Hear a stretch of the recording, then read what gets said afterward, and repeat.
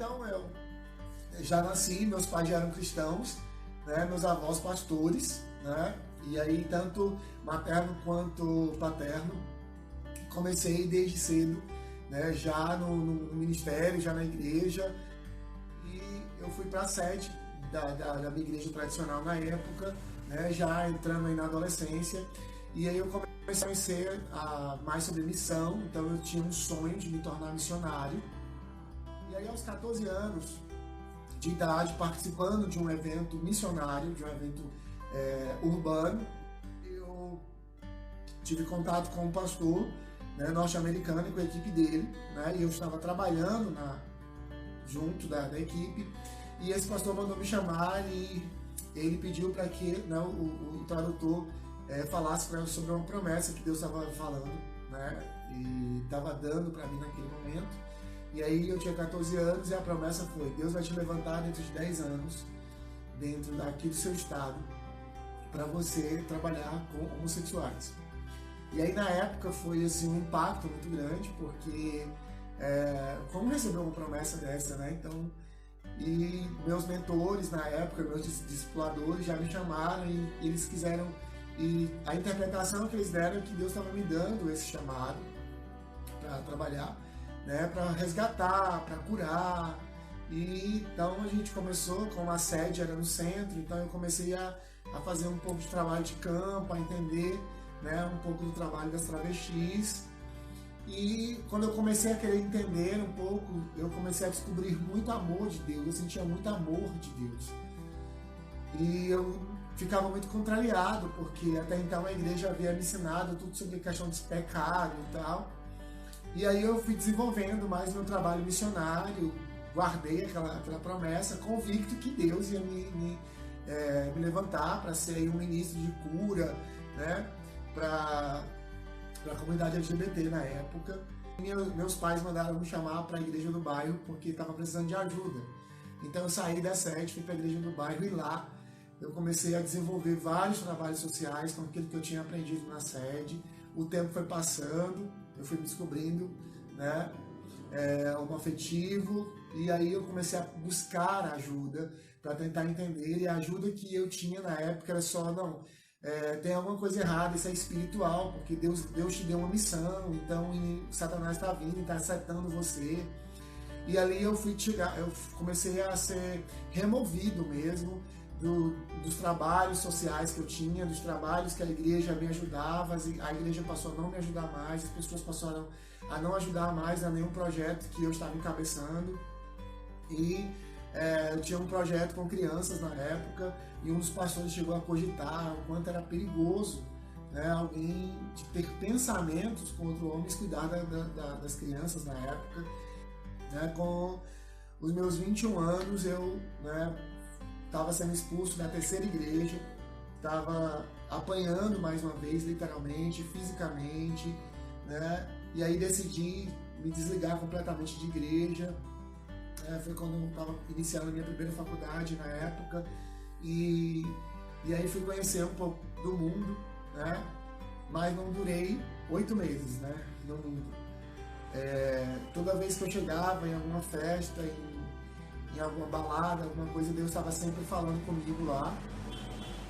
Não importasse o quanto chapado eu estava, o quanto bêbado eu estava, Deus estava sempre me visitando, falando assim: Alan, seu lugar não é aqui, eu chamei você para uma obra, eu chamei você para um trabalho.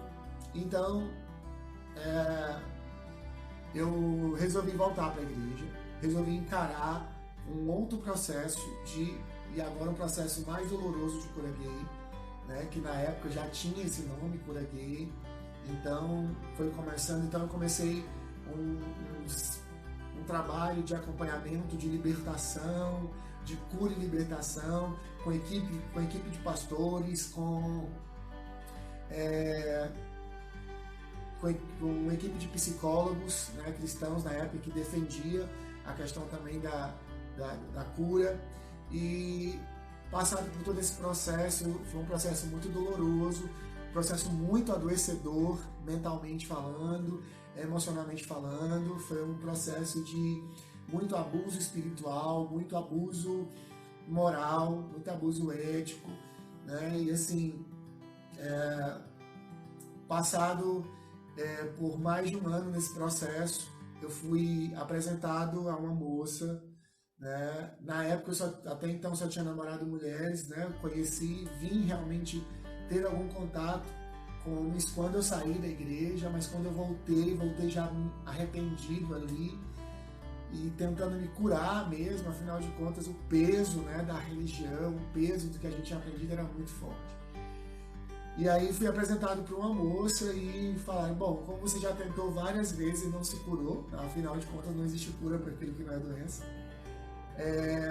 então a cura vai ser seu casamento. E logo a igreja providenciou meu casamento. Dentro de 6 meses eu já tinha uma casa toda mobiliada, já estava tudo pronto, tínhamos ganhado a aliança, nós éramos os braços direitos, né, da nossa liderança na época. E eu, né, tinha completado 24 anos depois desse processo, e nós fizemos um chá de panela para o casamento. Já tínhamos alugado tudo, a nossa ordenação pastoral na época dentro dessa igreja já estava marcada, ia ser no dia do nosso casamento. Nós já tínhamos ganhado também nossa lua de mel, que seria fora, onde a gente iria voltar e assumir o interior do estado, né, a região do Cariri, né, dentro dessa igreja, nos pastorear as igrejas daquela região. E estava tudo pronto para o casamento. Então, né, o pastor Costa lembra disso, né, Costa? Eu fico tão feliz de ter o pastor Costa aqui, que o pastor Costa me conhece há mais de 15 anos, há mais de 12 anos, então ele vai lembrar disso, né? Eu lembro que na época, antes de voltar literalmente para a igreja tradicional, eu conheci o pequeno grupo, foi onde eu conheci o pastor Costa, pequeno grupo liderado pela Rosane de Castro, que era um pequeno grupo de estudo. E eu lembro muito bem que ele ligava para mim, ele dizia assim, que se eu casasse, ele ia chegar montado no salto lá, gritando na igreja, dizendo: ei, para esse casamento agora, né? E olha só, né, pastor Costa, estamos aqui contando a história hoje. O pastor Costa ia chegar batendo panela lá no salto e gritando lá, dizendo. Então, no chá de panela, né, tem lá um esquema, né, que é só as mulheres que podem ficar, alguma coisa assim, que rola aí. E eu fui para minha casa, né, e eu cheguei em casa, armei a rede e fui me deitar na área da minha casa. E quando eu deitei na área da minha casa, literalmente, o Espírito de Deus me visitou. O anjo do Senhor veio ao lado da minha rede e ele falou para mim exatamente assim: Alan, 10 anos se passaram, chegou a hora. Chegou a hora. E eu levantei e falei: 10 anos se passaram. E o Senhor disse: 10 anos se passaram, chegou a hora de seu ministério começar. Chegou a hora de você iniciar aquilo que eu preparei para você, aquilo que você foi preparado. Então eu vou fazer isso. E eu não entendia, né? E aí Deus foi abrindo a minha visão, e na minha visão eu via um farol, né, subindo da terra, eu iluminando tudo. Eu comecei a ver o nome luz, eu comecei a ver algumas coisas, a minha cabeça começou a ficar muito perturbada nisso. E aí o Senhor dizia para mim: Alan, eu amo você como você é. Eu questionava muito sobre o Salmo 139, Deus foi me respondendo sobre o Salmo 139, Deus foi falando para mim: Alan, você não está doente, não existe demônios, né? E eu ficava muito intrigado, porque na época eu fazia parte da equipe do meu pastor. Meu pastor era muito conhecido na época, né, meu apóstolo, quer dizer, era muito conhecido na época como um homem que trabalhava com libertação. Então eu participei de muitas cruzadas, eu viajava no interior, nós trabalhávamos em uma equipe que orávamos por pessoas, víamos pessoas levantando de cadeira de roda, nós já oramos por pessoas com câncer, pessoas foram curadas, nós víamos coisas extraordinárias acontecendo. E eu não entendia por que tudo acontecia. Nós orávamos pessoas doentes eram curadas, demônios eram expulsos, e esses milagres aconteciam com aquelas pessoas e não aconteciam comigo. E não acontecia comigo porque não havia nada errado. As pessoas acreditavam que havia alguma coisa errada, mas não havia, né? E naquele dia Deus começou a falar comigo que Deus me amava como eu era, que Deus me aceitava como eu era, que não havia isso. E Deus foi falando tudo. Deus foi falando sobre os abusos que eu sofri na minha infância. Deus foi falando sobre os estupros que eu tinha sofrido. Deus foi falando sobre os abusos morais, né? Deus foi falando sobre as vergonhas que eu passei. Eu já tive o cabelo grande. Essa não foi a primeira vez. Vocês não me conheceram agora na Filhos da Luz, né? Antes eu já tinha feito um voto de Nazireu. E eu tive o meu cabelo cortado à força, porque acreditavam que havia ali uma certa ligação, né, da minha sexualidade com demônios e tal. E tive minhas roupas rasgadas, assim. Eu passei por vários processos bem humilhantes, assim, dentro desse processo de cura, de libertação da homossexualidade. Então Deus falou comigo muito forte. E quem me conhece sabe que eu sou muito judeão, né? Deus falou comigo, pois então me dá uma prova. Então quem me conhece sabe que eu sou assim desde sempre. Eu sempre gostei de pedir.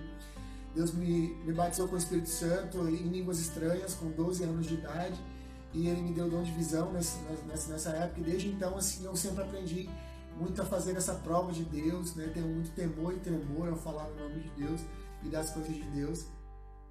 E aí o que aconteceu foi que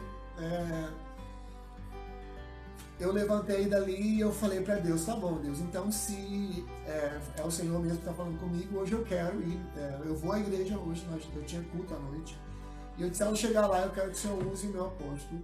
E aí eu disse para Deus, eu desenhei tudo, eu disse: eu quero que Ele fala aí, Senhor, eu quero que Ele diga essas palavras, Senhor, eu quero que Ele chame, eu quero que Ele posicione todo mundo em hierarquia, né, os líderes de rede dele, né, os pastores de cobertura dele, coloque. Na época eu era, né, o líder da Connect, né, a cobertura da rede Connect. Eu, gente, já vi de tudo em igreja nessa vida, né? Já fui líder até de grupo de senhoras. Então, graças a Deus, assim, trabalhei com casais também durante muito tempo. Então, já fiz muita coisa na obra de Deus. Comecei muito cedo, né? E eu pedi a Deus que o Senhor colocasse as pessoas ali, que o pastor chamasse o povo dentro da hierarquia, e ele falasse. E eu pedi a Deus que Deus usasse a boca do meu pastor em profecia. E se ele fosse utilizado em profecia ali, eu saberia que Deus estava falando comigo, né? E aí o culto aconteceu e nada. Os louvores, a palavra e nada. Até que chegou o momento da bênção apostólica. E aí quando ele levanta todo mundo para dar a bênção apostólica, ele para e fala assim: não, peraí que eu preciso fazer uma coisa aqui. E aí ele manda buscar o chofar dele, ele manda todos os líderes se posicionar. E na posição, né, na visão celular, dentro da visão do G12, por exemplo, né, a gente tem ali as linhagens, né, dos números, né, quem é o primeiro, quem é o segundo. E eu era o segundo do meu apóstolo, e eu me posicionei, e ali ele ungiu o primeiro. Quando ele veio, que ele me ungiu ali, né, como Deus tinha mandado, como sou de novo, Deus tomou a boca daquele homem e ele falou assim: eu sou o Senhor que te visitei essa tarde. Eu sou o Senhor que visitei a tua casa hoje à tarde, né? Não é isso que eu quero para ti. E ali, naquele momento, não se ungiu o restante, né? Encerrou-se o culto ali, o culto terminou, eu fui correndo até o gabinete pastoral, tirei a aliança e falei: olha, eu não vou mais casar, vou terminar meu relacionamento hoje, eu sou gay, Deus me ama como eu sou, e eu não tenho todas as respostas ainda para te dar, para dar ao Senhor, mas eu vou trazer todas as respostas. E aí eu saí assim, me sentindo, né, o máximo, vitorioso, tirando aquele fardo. Quando eu tô chegando, né, da metade pro final da igreja, escuta-se um grito, né, segura, né, que ele tá possesso. Então ali, peia para 10, quando diz bom cearense, eu comi sozinho naquele dia. Tive, né, meu cabelo cortado naquele dia, porque havia ali uma certa influência, né, segundo eles diziam. E nesse mesmo dia, Deus me fez uma promessa. O Senhor disse que estava fazendo nascer, né, aqui no Nordeste, o Senhor estava fazendo nascer uma nova esperança. E Deus me dava uma visão de um solo e uma plantinha verde nascendo, e o Senhor está dizendo assim que eu iria para lá, para essa nova esperança. E eu passei 6 meses ainda dentro dessa igreja, tá certo? Que eu passei por tudo isso. Por que eu passei? Porque eu não queria mais voltar para o mundo, eu não queria mais fazer aquilo que eu fiz. Eu sabia que não agradava a Deus, mas eu também sabia que viver uma vida de mentira também não agradava ao Senhor. Então eu continuei lá. Foi um processo muito doloroso, né? Esse processo de ter passado esses 6 meses lá, porque foram 6 meses onde as pessoas não me cumprimentavam, não falavam, né? Onde eu era conhecido como desviado, endemoniado, né? A vergonha. Então foi um processo muito difícil, mas eu precisava só sair da posição quando Deus mandasse eu sair. Deus havia me feito uma promessa, mas Ele disse que me daria o sinal. Então eu fiquei naquele lugar, mesmo passando pelo que eu passei, né? Costa vai lembrar disso, né? Mesmo passando por tudo isso, porque Deus ainda não tinha me dado o sinal que era para eu ir. E aí eu passei 6 meses ainda lá, até que um dia no meu trabalho eu fui no banheiro escovar os dentes depois do almoço e eu escutei uma voz, o Senhor dizendo: olha, fulano vai te visitar, recebe ele na tua casa e conta tudo para ele. E esse fulano era meu amigo de infância, né, também filho de um outro pastor. E aí quando eu volto para minha mesa, meu telefone toca, meu ramal toca, e ao tocar o meu ramal era justamente esse meu amigo. E eu falei para ele: vai em casa hoje que eu quero falar com você. E ele foi lá em casa e eu contei tudo para ele. Quando eu contei tudo para ele, ele falou para mim assim: Alan, eu vim aqui porque eu também, né, sou gay e eu não sei mais o que eu faço. E aí a gente dobrou os nossos joelhos, e a gente começou a orar, a gente começou a pedir a Deus uma resposta. Nesse período, acabei perdendo um pouco de contato com o pequeno grupo onde o pastor Costa fazia parte. E aí, um dia o Senhor me revelou um número de celular. Louco isso, né? Não espere coisas muito normais dos apóstolos de vocês. Né? E Deus me revelou um número de celular e o Senhor disse para mim assim: esse número de celular pertence, né? E Deus me deu o nome. E aí, um dia, né, eu liguei para o meu amigo e falei: vem para minha sala agora, né? Vem no meu escritório que eu preciso falar com você. Ele veio no meu escritório, eu tranquei as portas do escritório e eu tinha aqueles ramais, né, de viva voz, coloquei no viva voz, liguei. E aí quando eu liguei, eu falei: alô, é fulano? Ele falou: sim, sou eu. Eu disse: tudo bem, eu sou Alan, meu nome é Alan Luz, e eu sou resposta à sua oração, onde é que eu posso te encontrar? E ali ele chorava do outro lado da linha e eu aqui, ele falou assim: bom, eu estou voltando de um encontro que eu tive na cidade de Natal, né? E nós vamos começar uma célula, e ali em Fortaleza. E aí, no domingo seguinte, eu já estava na célula, e assim que eu entro na célula, a primeira imagem que eu vejo é um banner com o nome Nova Esperança, que essa sim é Igreja, Comunidade Cristã Nova Esperança. E na comunidade da Nova Esperança, eu congreguei durante 5 anos, foram 5 anos felizes da minha vida. Sou muito grato a Deus pela vida do pastor Justino, da pastora Sara, da pastora Cleide, que é a atual pastora hoje aqui de Fortaleza, que eu tenho muito carinho. E ali eu servi ao Senhor, né, durante um tempo, né? E só que a chama do que Deus tinha me revelado começou a voltar. Farol, né? As imagens, né? Então eu tinha um caderno que eu anotava tudo. E ali Deus começou a falar comigo. E eu senti que era tempo de eu voltar para a missão. E aí veio a minha grande frustração com Deus, porque eu já vivia frustrado antes, porque eu acreditava que Deus tinha me feito errado, né? Que Deus tinha me colocado, né? Ele tinha me feito ao contrário, porque Deus não tinha me deixado morrer. Eu já, né, não me orgulho disso, né? Mas devido a todo o sofrimento que eu havia passado, no passado eu tentei sim contra a minha própria vida. E eu pedia muito a Deus por que Ele não tinha deixado, né, acontecer isso, ou por doença, ou pela minha própria tentativa. E ali Deus tinha me feito entender por tudo que eu tinha passado, então eu estava muito bem com a minha relação com Deus. E ali eu, dentro da CCNE, eu comecei a querer voltar para missões. E aí, quando eu quis voltar para missões, Deus falou para mim: Alan, sua missão não é fora, sua África é aqui. E foi uma grande frustração para mim, porque eu queria muito ir para a África. E Deus falou que a minha África estava aqui no Brasil, que a minha África não era com os africanos, mas a minha África ia ir muito mais além.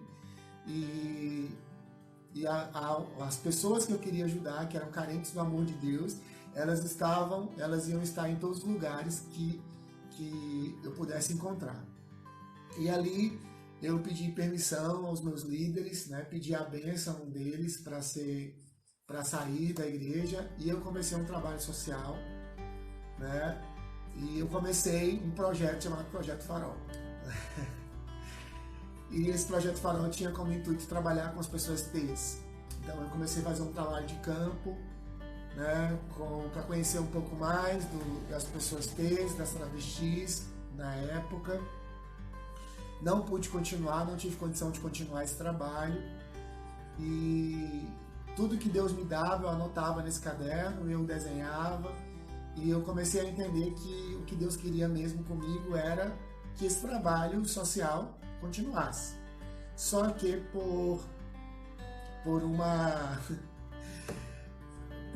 pressão, né, as pessoas começaram a chegar e, né, começaram a dizer para mim, né, começaram a falar para mim, assim: olha, você é pastor, né, tem que fazer e tal, você tem que vir e tal. E eu tinha exercido um cargo de pastoreio, né, quando eu estava na igreja tradicional, mas quando eu estava na igreja inclusiva, eu não exerci cargo de pastoreio.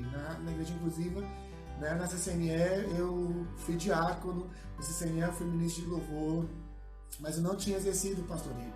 Então eu não queria, né, voltar ao pastoreio, não queria, né, eu disse: não, Deus está me chamando para ação social. Né? A Filhos da Luz, ela não nasceu, eu não sentei se vamos montar uma igreja. As pessoas acham que, né, que o Alan, né, projetou tudo. Não, assim, a Filhos da Luz, ela nunca teve a ideia de ser igreja. Nós temos a minha intenção era um trabalho social, era um trabalho que a gente pudesse fazer um trabalho noturno, um trabalho à noite, ajudar quem tem fome, levar cobertor, levar comida para morador de rua, né, fazer um trabalho de visibilidade às travestis, dando oportunidades também de emprego, fazer parceria com empresas que pudessem aceitar. Isso há 8 anos atrás. E aí acabou que a gente eu não consegui, eu não tive condições de continuar, condições financeiras, eu não tive condição de... Então, nesse período, Deus começou a falar, Deus começou a dizer, Deus começou a falar comigo sobre a Filhos da Luz. E, mais uma vez, eu fui orar e fui pedir permissão a Deus, saber se era isso mesmo que Ele queria, porque eu não queria pastorear, não queria uma igreja. E assim a igreja nasceu. Nasceu como? Eu orei e disse assim: Senhor, o seguinte é esse: se o Senhor me der 12 pessoas, se o Senhor trouxer até mim 12 pessoas e cada uma delas contar ou um sonho ou uma visão que teve comigo, que teve, né, em relação à igreja, eu vou acreditar. E aí chegou o primeiro casal e falou assim: olha, eu tive um sonho, sonhei que você pastoreava e nós éramos seus discípulos, era pastor. Foi chegando o outro, fechou 10. E aí quando, né, as 10 pessoas chegaram, né, alguns já sabiam desse voto que eu tinha feito com Deus, e eu disse: bom, eu pedi a Deus 12 e não 10. Então eu não vou, não tem nem perigo de eu assumir igreja, não tem nem perigo de eu continuar, né? Nessa época eu estava itinerante, fui pregar na igreja dos meus irmãos, fui fazer trabalho social, trabalho de missão, mas eu não queria, né, liderar nenhuma igreja, não queria. E aí, no dia que eu fui, né, até a casa, né, da nossa pastora Diana e pastora Celi, que hoje são pastoras da Cidade de Refúgio, aqui em Fortaleza, ao chegar lá, eu recebo a ligação, né, de um casal, e esse casal estava dentro do ônibus quando Deus falou com eles, dizendo que eu ia ser o pastor deles. Então, naquele dia, fechou as 12 pessoas. Não contente disso, eu disse, vamos reunir, vamos orar, porque a gente precisa saber. E aí a gente começou a se reunir para orar, sem intenção ainda de ser igreja, e sim intenção de ser uma célula, fazendo um trabalho social, um pequeno grupo. Isso em 2013. Né? E eu estava me preparando, né, para ir para uma cidade no sul da Califórnia, né? Já tinha tirado meu visto, já tinha tirado o passaporte, já estava agendado o visto. Eu recebi uma proposta para liderar um projeto social de uma rede de igrejas dos Estados Unidos, né, que eles queriam, né, financiar projetos sociais no Brasil. E eu fui apresentado através de missionários, então eu me preparei, a gente ficava falando muito, né, por Skype com eles. Deus, pela sua infinita misericórdia, né, me colocou em contato com o pastor do Texas também. Esse pastor, ele estava em estado terminal de câncer, e ao orar por ele, o Senhor curou ele, e aquele homem ficou muito impactado com os trabalhos sociais que eu desenvolvia na época, e já estava tudo certo, né? Eu ia ter a minha credencial internacional, né, que é uma credencial que a gente chama de capelania, e muito importante para quem é líder. E a minha capelania internacional já estava tudo certo. Foi quando eu cheguei para eles e falei para eles sobre a minha sexualidade. Olha, todo o trabalho que eu faço é esse. E aí todo o projeto que ia para os Estados Unidos foi por água abaixo, né?